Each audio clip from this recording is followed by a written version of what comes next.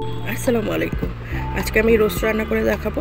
প্রথমে একটা কড়াই নিয়ে নিয়েছি, 1 কাপ পরিমাণে পেঁয়াজ দিয়ে দিলাম। পেঁয়াজটাকে আমি বেরেস্তা করে নেব।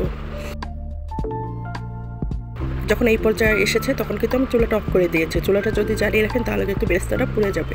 চুলাটা অফ করে বেরেস্তাটা উঠিয়ে রাখলাম। আর এখানে আমি প্রায় 2টার মতো মুরগি নিয়ে নিয়েছি।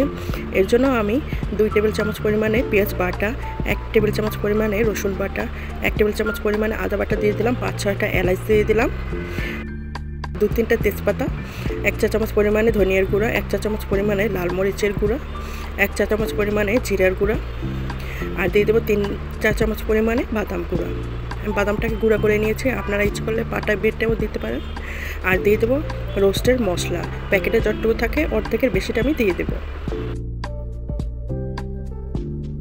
টক দই দিয়ে দেবো 1/2 কাপের মতো।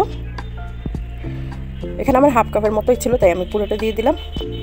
লবণ দিয়ে দেবো পরিমাণ মতো, আর একটু পানি দিয়ে দিলাম। এখন মশলাটাকে ভালো করে নেড়ে চেড়ে ভালো করে কষিয়ে নেব।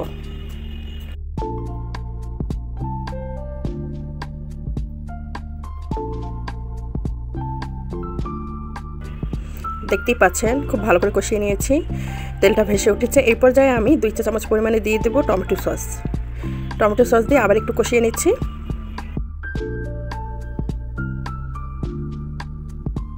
মুরগিগুলোকে আমি ভেজে নেব না, এমনিতেই দিয়ে দেবো। হোটেলের বাবুর্চিরা কিন্তু এভাবেই রান্না করে। তো মশলাগুলোর সাথে আমি খুব ভালো করে নেড়ে চেড়ে নিচ্ছি। আর কালারটাই দেখতে পাচ্ছেন এখনই কতটা সুন্দর এসেছে।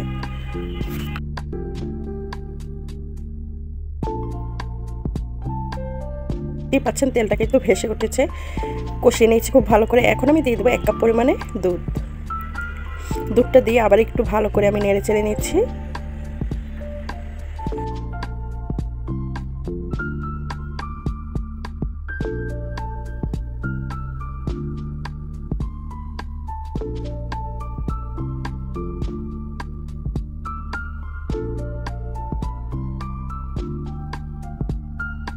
এখন আমি ঢাকনা দিয়ে দেব। ঢাকনাটা উঠিয়ে আমি আবার একটু নেড়ে চেড়ে নিচ্ছি। অবশ্যই নেড়ে চেড়ে দিতে হবে, না হলে কিন্তু নিচ থেকে লেগে যাওয়ার সম্ভাবনা থাকবে, কারণ এটার মধ্যে দুধ দেওয়া আছে, বাদাম দেওয়া আছে, এই কারণে নিচ থেকে লেগে যাওয়ার সম্ভাবনা রয়েছে। তো কষানোটা প্রায় হয়ে গিয়েছে। কষানোটা হয়ে যাওয়ার পর আমি আবার পানি দিয়ে দিয়েছি।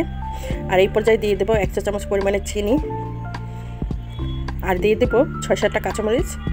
কাঁচামরিচ থেকে একটা সুন্দর ফ্লেভার বের হবে।